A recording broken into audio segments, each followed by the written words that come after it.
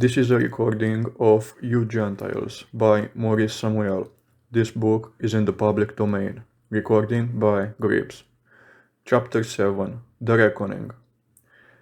I have spoken of Jews and Gentiles in mass. Certain of you will assuredly object. You cannot deal with masses as with men. You cannot indict a nation. The objection is futile. Not only has it been the universal practice to indict and to punish masses as if they had personality and to treat nations as such, but you are doing it today everywhere. And I believe that fundamentally the practice is just, despite the objections of the few whom I shall answer here. Particularly consonant is the practice with your Gentile philosophy. Here is your nation X. It is composed of militarists and pacifists and mobs. The government is militaristic, whether it represents a minority or a majority, and the militaristic government engages the whole country in its acts, is responsible for war and oppression. How shall we treat that nation? Single out militarists and pacifists? Go into the workings of it? Separate out the constituent elements? You cannot. Every member of that country is a member of the team, must take the good with the bad, must pay the debts contracted by the government. It cannot be a nation otherwise.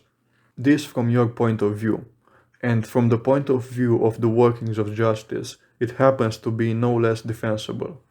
When the whole of a nation reaps reward or punishment, a rough general justice is executed. If it is only the will of a minority which has brought on catastrophe and the majority must pay, then it pays for having suffered the will of the minority.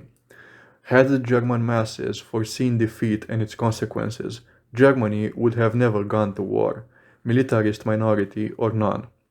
The masses which obeyed their masters, readily or sullenly, must pay for the obedience which gave their masters strength. And the same is true for every other nation which is guilty. All extenuation is irrelevant.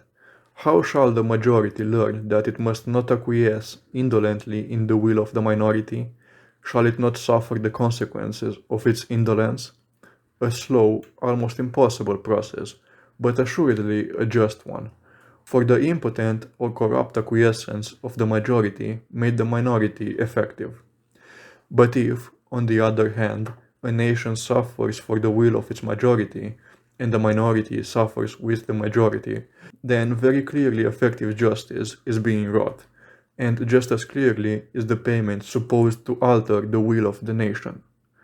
As long as there are nations and groups, these laws must hold, and as soon as the laws collapse, nations and groups will cease to be. It is not meaningless to say this nation is parsimonious, this nation is treacherous, this nation is cruel. It is irrelevant to the answer, quote, you must judge by the individual, not by the nation, unquote.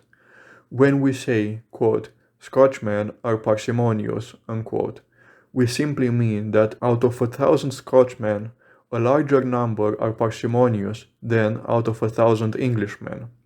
A Scotchman whom I do not know has therefore more probability of being parsimonious than an Englishman whom I do not know. If therefore I have to choose for generosity between two men, an Englishman and a Scotchman, both of whom I do not know, I would choose the Englishman. I stand a better chance of being in the right. Naturally, the entire assumption may be wrong, and that is another matter.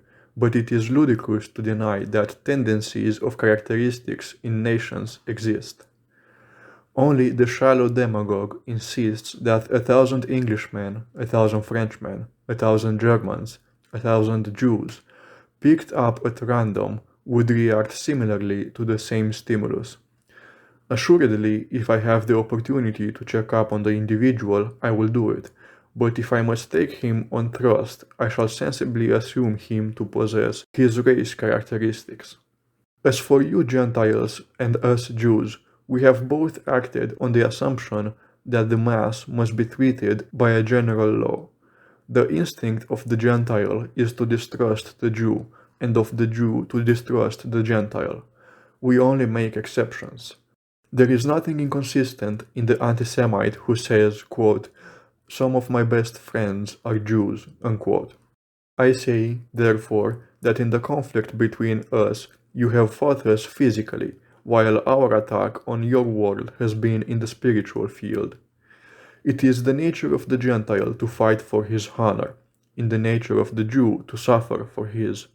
Whether because we are so inclined by first nature, or whether because we have so become through lack of land and government and army, this is true.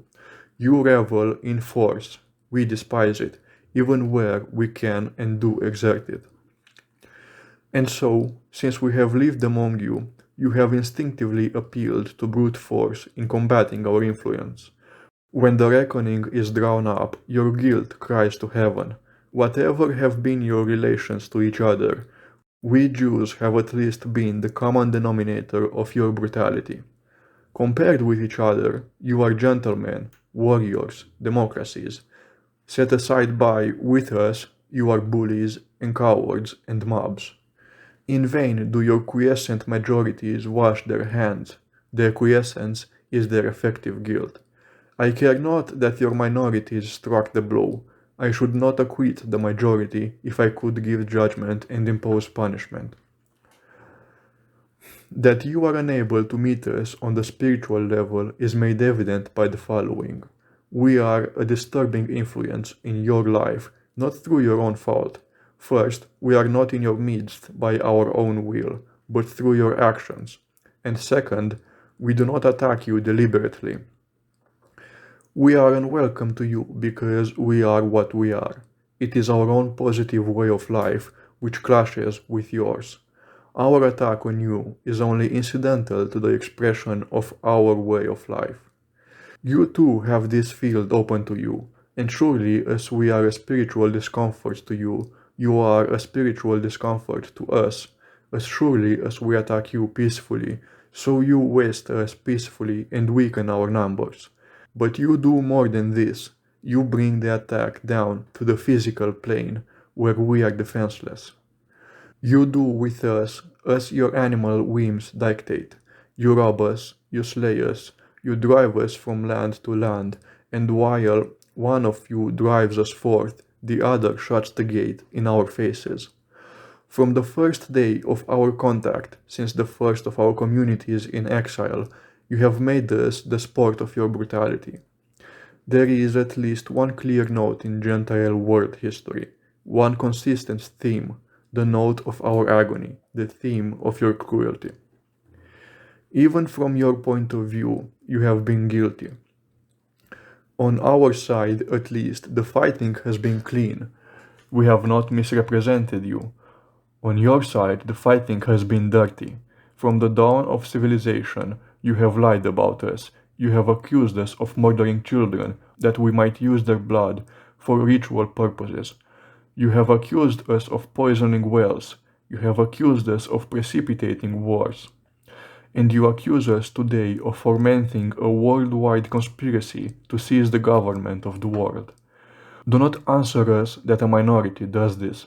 Does it matter to us that a minority of America preaches in the Klan virtual disenfranchisement of the Jew, that a minority in Germany preaches the death to the Jew, that a minority in Poland slew hundreds of us? I ask an accounting of you as you ask it of one another, as the Allies ask it from Germany, as Germany asked it from France, from you as a whole. For this minority, which spreads these lies, there is a complacent majority which tolerates or accepts them. And it is because, in your opposition to our way of life, you stoop to such lies that your masses respond with physical force. I care not how ignorant a Jew is. You will not get him to believe of one of you such foul untruths as millions of you believe of us. Yet we have more cogent reason for hating you. And thus I hold you all responsible for these lies, so I hold you all responsible for the cruelties in which they issue. And I know that soon enough these crimson sluices will be opened again, and we shall bleed from 1,000 wounds as we have bled before, in the Ukraine, or in Russia, or in Poland, or in Germany. And who knows when the same will not come to pass in England, in America, in France, what guarantee have we beyond the guarantee of public opinion? And from a public opinion which tolerates the slaughter of hundreds of Negroes, how far to the public opinion which will condone the slaughter of Jews? Let us park but carry far enough down into the recesses of your animal natures, how you gloated among the Allies over stories of Germans blown to pieces, cut to pieces, and in the Central Powers over stories of Englishmen, Frenchmen done to death. Your comic journals made merry over them. Your women applauded them, your children screamed for blood. Democracy vied in bestiality with aristocracy and royalty. How shall we trust you? If we are willing to forget the past, is it not your past your present? Is not the blood libel alive today, and its companion viper, the elders of Zion? Will poison work forever in the blood and never break out? Did not hundreds of thousands of Englishmen, Frenchmen, Germans, Americans read these legends without protesting, without seeking to punish the libelers? Do we not know how easily your morality fits your mood? Quote, kill the Jews, the Christ killers, unquote. Does indeed ring strange these days, but does, quote, a damn good dose of lead for the Jewish Bolsheviks, unquote, sound very remote? And if, arguing from the individual to the mass, your clans and your awakening Magyars, your Chestertons and your Dodettes shall call us Jews sharks and swindlers, shall we not answer with better warrant by the millions of our murdered, by the Inquisition and the Crusades, by the smoking ruins of the Ukraine in the swinging body of Leo Frank, dastards, murderers, and thieves?